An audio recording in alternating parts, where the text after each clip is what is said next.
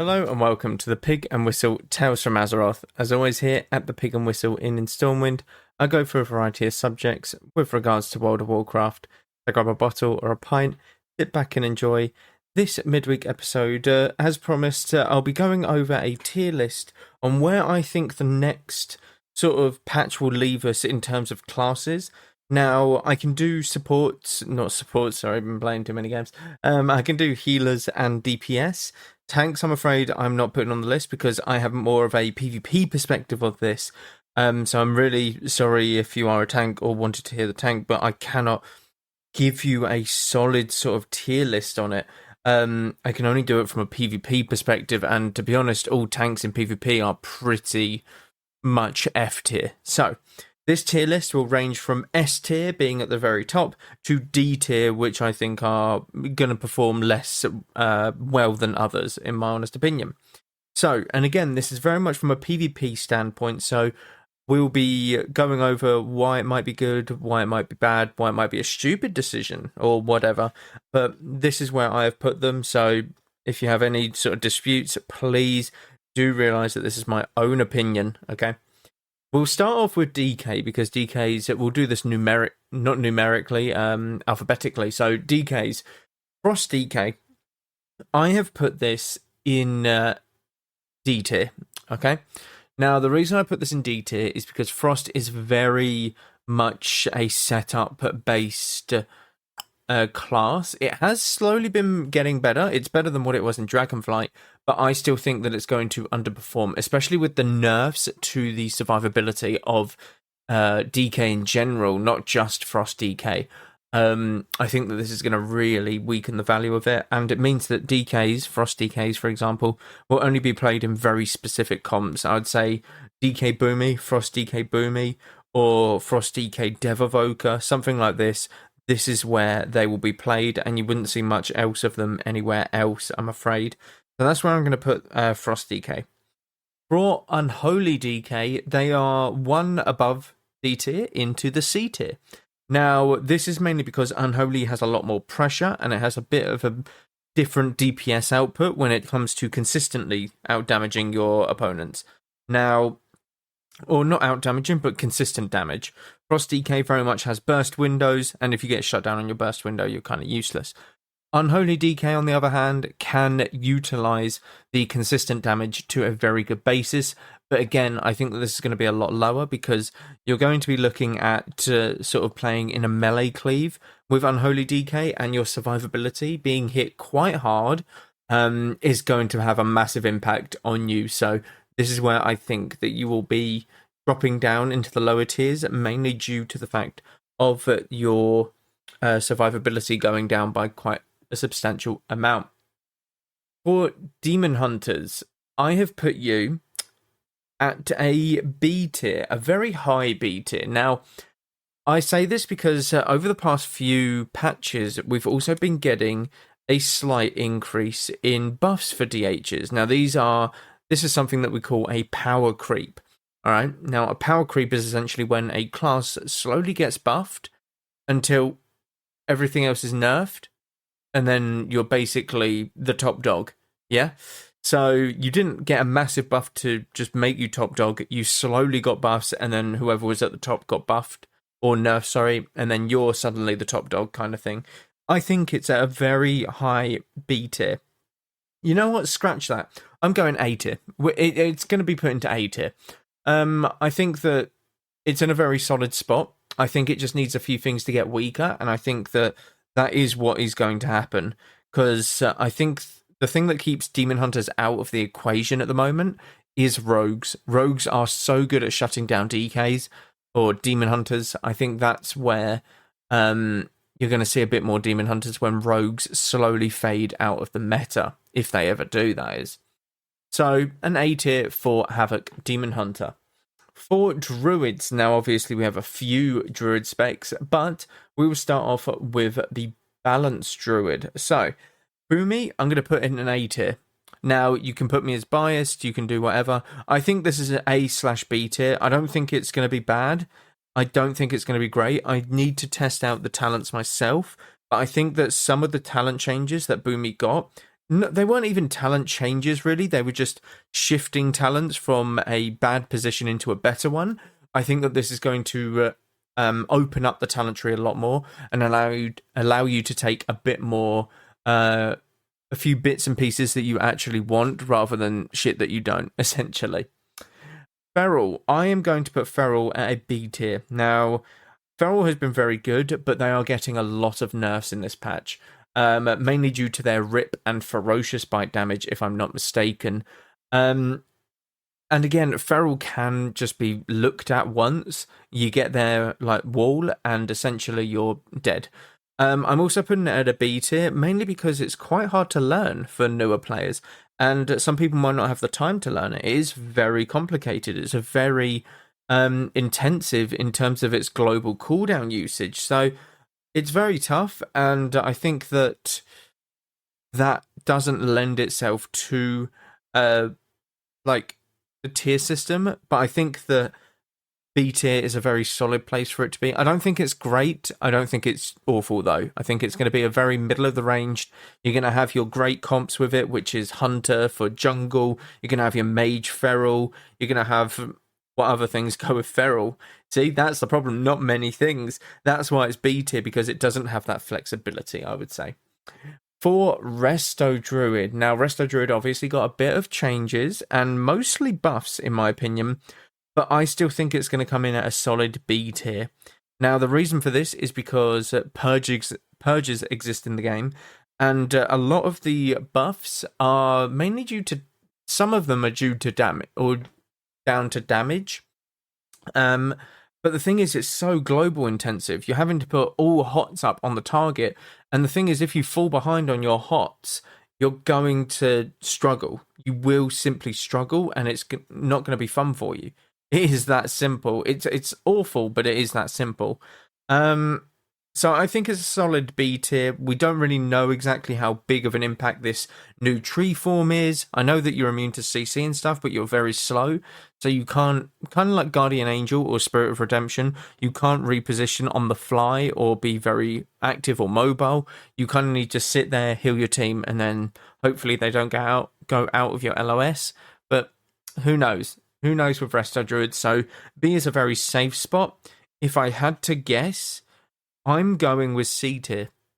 If it was to go either way, up to an A or down to a C tier, I would honestly push it down to a C tier, but only time will tell with Resto Druids. For Evokers, you're looking at Devastation and Org, or Devastation Org and Pres Evokers. For Org Evokers, you're going to be at the bottom of the barrel, I'm afraid, for PvP. D tier is where you're staying. Okay, you offer nothing really. You're just a awful DPS because you have to cast a lot, which is a bit of a shame, but I like the experimentation they did in Dragonflight with this. But yeah, the casting really does kill an Org Evoker in arenas. You can't get anything off, therefore you're kind of useless.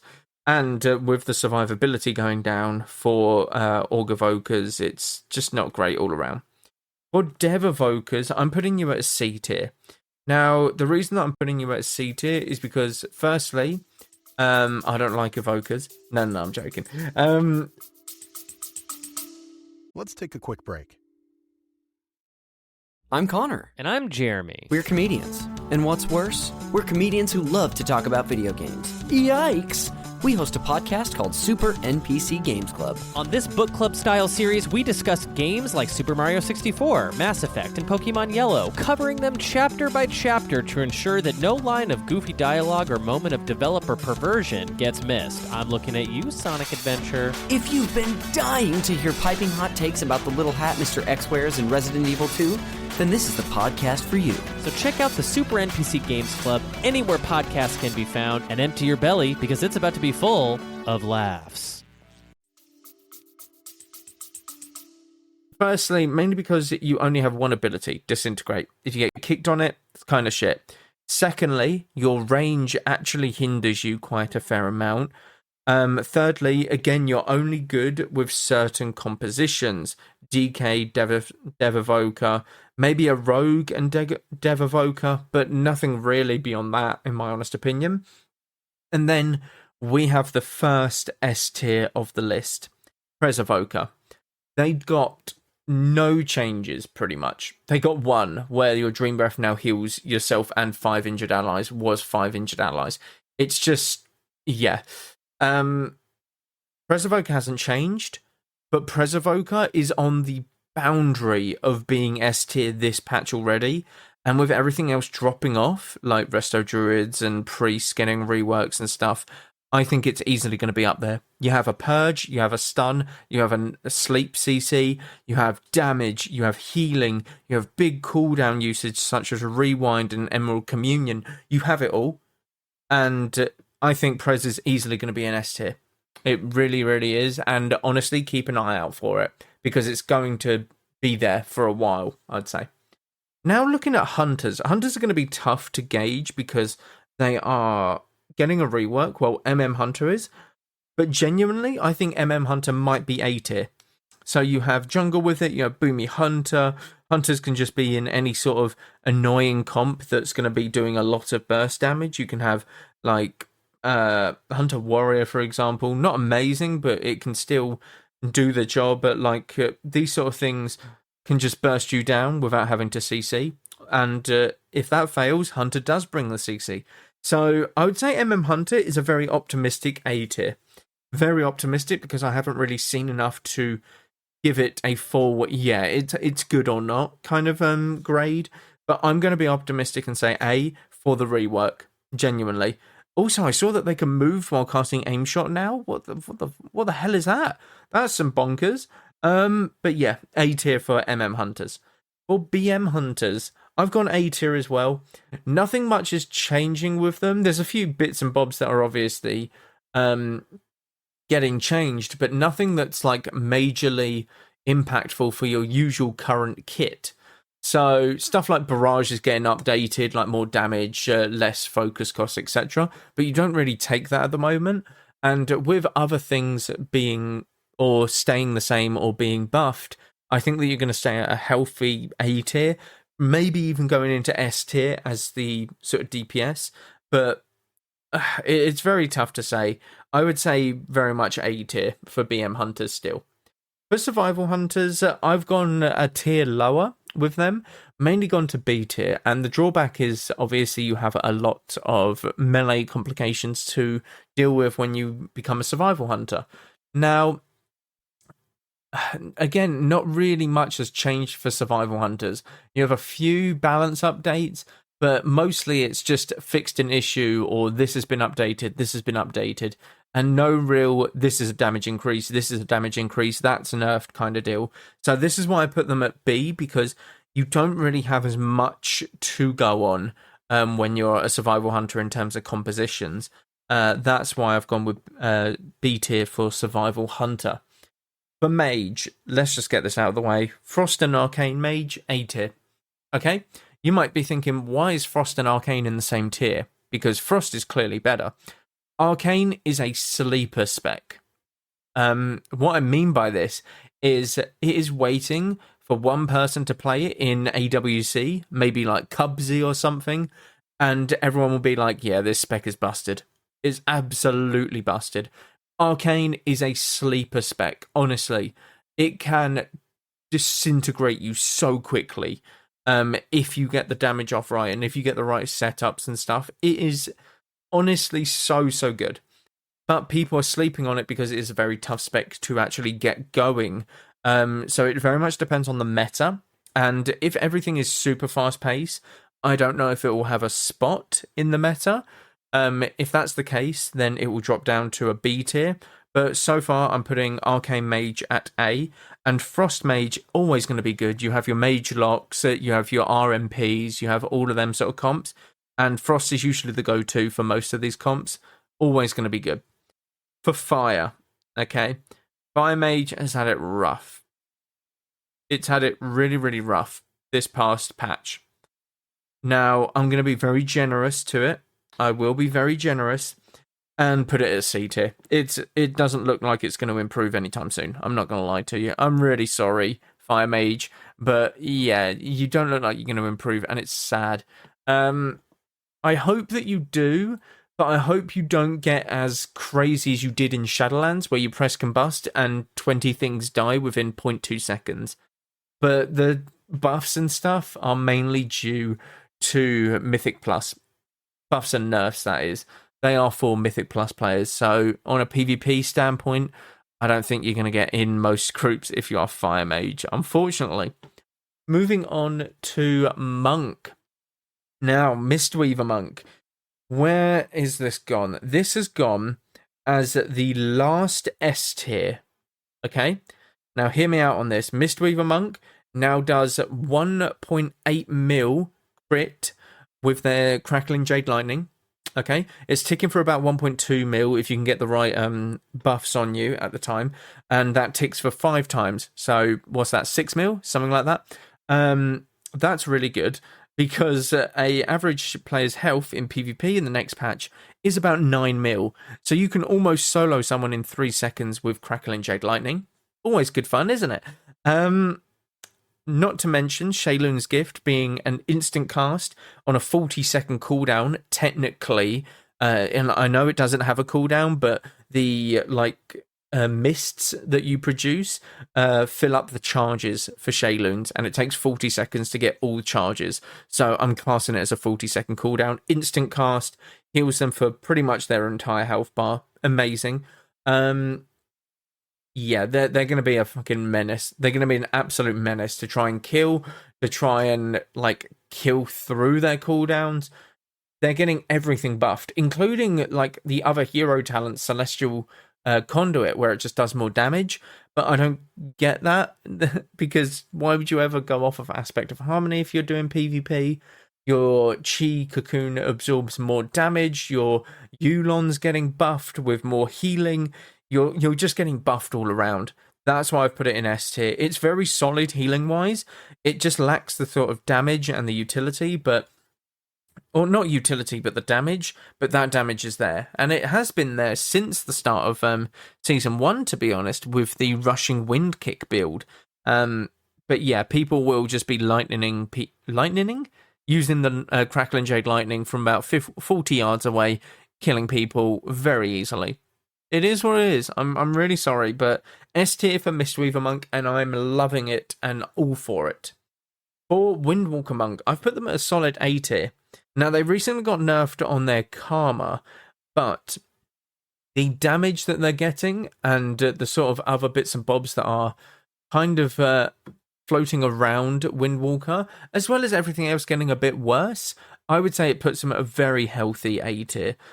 Because you obviously have your TP, you have Diffuse Magic, Karma, you have your wall in the Fortify Brew, you have multiple different ways to save yourself, and your damage getting increased. That's pretty good. It's pretty good. I would say a solid A, and if you're good at the class, yes, you can definitely do wondrous things with Windwalker Monk. Paladin. For Holy Paladin, I'm putting it at a C tier. I'm really sorry. The recent nerfs to Lightsmith are so substantial that it's going to be gutted, I'm afraid. Lightsmith is going to be absolutely gutted. And the thing is, they're not offsetting this with buffs to Dawnlight. So Dawnlight is still going to be very meh to play with. I'm not going to lie, it's not looking good for you Paladins. All you get is Holy Shock damage increase and stuff, and a small bit of healing increase, but honestly, the hero talents are getting nerfed, massively. I don't think you're going to be looking at a lot. Plus, if you're a Holy Paladin, you lose 2 bops now. You can either go for 1 spell bop, 1 physical bop. You don't get 2 anymore in the game, so there's one of your cooldowns already gone. You just straight up don't have it anymore, so enjoy that. Yeah, it's got to be a C tier, I'm afraid, for me, for Holy Paladins. As for Ret Paladins, they are very much on the higher scale of things. I've put them at an A tier. Now, Ret Paladins are very simple, spec-wise.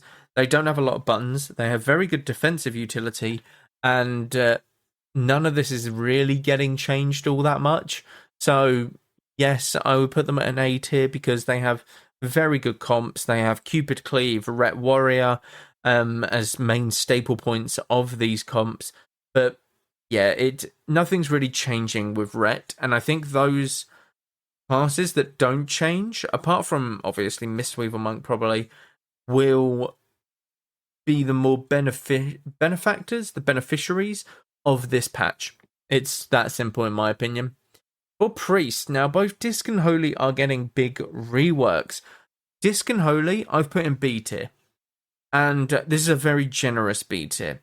I think that this can go more towards C tier than A tier. Okay, so low B, we'll put them at low B tier. Now, the main reason for this is because Disc Priest, yes, it's getting a lot of changes, you're getting more stuff put into your normal sort of kit, but you're losing Rapture. Now, Rapture is one of your biggest cooldowns in the game. It's so, so good. And I don't know if what they've baked into your, like, other spells is going to offset that. Genuinely, I don't think it's going to offset that. And I think that you're going to be stuck in sort of a, oh shit, I'm out of buttons, what do I do kind of deal. And you're just not going to have anything. For Holy Priest, I think that they're trying to circle it around this renew and hot build. But in PvP, it's just going to get purged and it's not going to be great. With Apotheosis getting like nerfed as well. Nerfed and buffed kind of deal. With longer duration or less cooldown. But the cooldowns on your Holywood Serenity charges recharge a lot less faster. It's 200% now instead of 300%. So it's a big sort of nerf to that. So I've put it in B, both of these specs, but I expect them to go down to C more so than go up to A. As for Shadow Priest, I've put this in A. I think this is a very good sleeper spec again. I think that it lends itself to a lot of the other classes quite well, such as Ferals, Demon Hunters, Warriors, anything like that. Any melee, Shadow Priest seem to get along with relatively well. So I think that they are a sleeper sort of A, what is it? A tier? Yeah, A tier. Again, nothing got changed with Shadow Priest. So the winners at the moment are those that have had no changes to them, essentially. But that isn't to say, by the way, I do not like these changes. I love that they are changing so many things about classes consistently. I really, really do. And I think that they need to do more of it. I really do. Because it allows people to say, yes, this was really enjoyable and something that we should do more, like try and mess around with the class a bit more. Or it's like, no, this was awful, just stick to small changes. But I think a lot of people like the change up quite heavily, to be honest with you. For rogues, now, rogues are a tough one. There's usually one outlier with rogue, okay? Now, I've put this as Assassination Rogue. Now, Assa Rogue is such an annoyance with the multiple garrote silences, the CC that you still have on demand. But I think the main thing about this is Outlaw got a little change. It got no changes, sorry. Neither did Sub. Well, all of the rogue specs didn't, basically. But Sub did lose Shadowy Jewel, which is huge for them. It is a massive loss for Sub rogues to lose that PvP talent. And Outlaw rogues are just going to be a little bit less tanky when it comes to PvP. So I think that Sub and Outlaw are B tier, but the damage that Assa rogues can bring is going to put them in that A tier. Now, this is a very low A tier, but you can see why I think that Demon Hunters, going back to that point, are going to be a bit higher because rogues will not be as rampant. But only time will tell with rogues. Rogues are very weird. It can be hit or miss with them. For Shamans, now Shamans have a few specializations. Enhance, Ellie, and Resto. I've put these all in different tier lists, or tiers. So, we'll start from C tier. C tier, and this one might surprise you, is Ellie Shaman. And people might be thinking, well, that's fucking stupid. Ellie Shaman losing the Primordial Wave, where it hits every single target to put out spread pressure, is crazy. It It very much depends on if Primordial Wave starts one-shotting people, then they'll be good. But honestly, I don't see it impacting as much. I see it doing maybe 2 mil damage at the peak, but I don't see it doing any more than that, and I don't think that they have the kill potential that they probably would in this season. Like, so that's why I've put them at C. For B tier, I've gone Enhance. Now, Enhance is getting a very unique rework. It kind of is a rework, but isn't. But a lot of stuff is getting updated. So they're getting more consistent damage. They're getting less clutter on the screen. They're getting a lot less, just shit show in general, to say the least, which is always good. And I think that the buffs that they've got to their totemic hero class is going to be the outlier as to why they are in B tier. Now, obviously, they don't have many compositions. They have Turbo Cleave with Warrior. They maybe have DK Enhance, BM Enhance, stuff like that. But you don't really have many, and I think this is what brings it down, because it doesn't really synergize with a lot, which is a bit of a shame. For A tier, though, Resto Shaman. Now, Resto Shaman is in a very good spot, but I think what's going to push it up to that A tier is that Earth Shield change. That Earth Shield change where the stacks do no longer go down. Instead, all that can be done is purge it. I think that's the change that's going to keep them up, because it means that they don't have to press Earth Shield as much. Therefore, it frees up a global to CC, kick anything or anything like that, disrupt the enemy team. It's going to be good. It's simple as that. For Warlocks. Now, Warlocks, I think most of them are going to be a very solid pick. Where have I put Warlocks? Hold on, I'm just trying to find them on my... Okay, yeah. Yeah, I put them all at A tier. Now, I don't think that there's going to be a awful Warlock spec. I think all of them are solid right now. I think Demonology is the tougher one, because obviously you always have to cast. But I think all of them are in a solid spot. You obviously have your compositions. You have Mage Warlock for the main one. You have Shadow Play. These are the two sort of main compositions you see. Athlocks, Athlocks getting the Soul Rot redesign is going to be huge for their survivability. Demonology Warlocks have always been on the brink of being good. They're never awful. They're never like super meta. They've always been on the brink of breaking through, and other classes kind of gatekeep them from doing that. So I think if these classes fall, then the gates are wide open for Demonology Warlock. For Destrolock, it's currently being played quite a lot, so I don't see it moving all that much. And with the Dimensional Ripper change, where essentially you can just proc a Dimensional Rift from your Immolate or Wither, this is going to be more consistent damage, which Warlocks do lack. They do lack a fair amount of consistent damage. You're very much Chaos Bolt build at the moment, just sending in big hits of damage. So I see all Warlocks as being A tier in my honest opinion, because of the compositions they run with, as well as, again, not getting changed that much. For Warriors, now Warriors I've moved a little bit. I just need to find them. So I've put both Arms and Fury in A. A lot of people are saying Fury's going to be dead. I don't think so. I don't think there's enough changes for Fury Warrior to warrant them being dead. They are very, very good right now. They have such high single target pressure. They have so much to prove, because obviously in previous expansions, not many people played Fury Warrior. It was kind of dog shit for most expansions. So I don't think Fury Warriors are going anywhere anytime soon. They bring so much pressure. They bring so much utility with Intervene, Fears. They obviously have the strong MS. They always do. Same with Arms Warriors.